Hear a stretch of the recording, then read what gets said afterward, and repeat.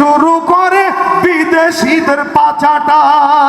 সোনার বাংলা নাই রে সোনা, দুর্নীতিতে চ্যাম্পিয়ন, শান্তির বুলি শুনতে শুনতে আমরা বড় পেরেশান। সোনার বাংলা নাই রে সোনা, দুর্নীতিতে চ্যাম্পিয়ন, শান্তির বুলি শুনতে শুনতে আমরা বড় পেরেশান। নেতাগণের রেশারেশি, জনগণের কর্মশেষ, দেখতে দেখতে গোল্লায় গেল আমার সোনার বাংলাদেশ, দেখতে দেখতে গোল্লায় গেল। যাদের হাতে যায় ক্ষমতা, দেশ যেন বাপের ভিটা, রাখতে চেয়ার শুরু করে বিদেশিদের পাচাটা।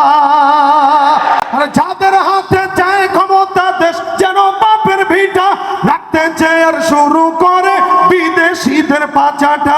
বিদেশিদের কথা মতো চালায় ওরা নিজের দেশ, দেখতে দেখতে গোল্লায় গেল। আমি অভয়, আপনারা যদি অভয় দেন তাহলে আরো চালাবো, কারণ বিগত সরকারের আমলে এইগুলো গাওয়ার জন্য বলার জন্য ওই যে বিচারপতি একজন ছিল না,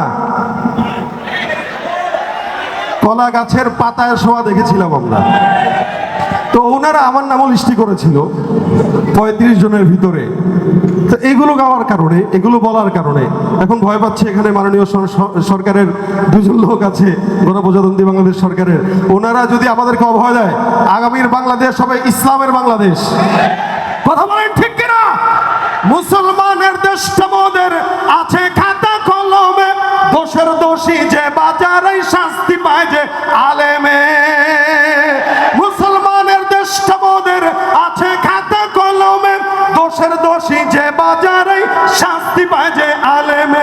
ওরা ইসলাম বেচে ক্ষমতাটা পাকাপোক্ত করে বেশ, ইসলাম বেচে ক্ষমতাটা পাকাপোক্ত করে বেশ। দেখতে দেখতে গোল্লায় গেল আমার সোনার বাংলাদেশ, দেখতে দেখতে গোল্লায় গেল আমার সোনার বাংলাদেশ।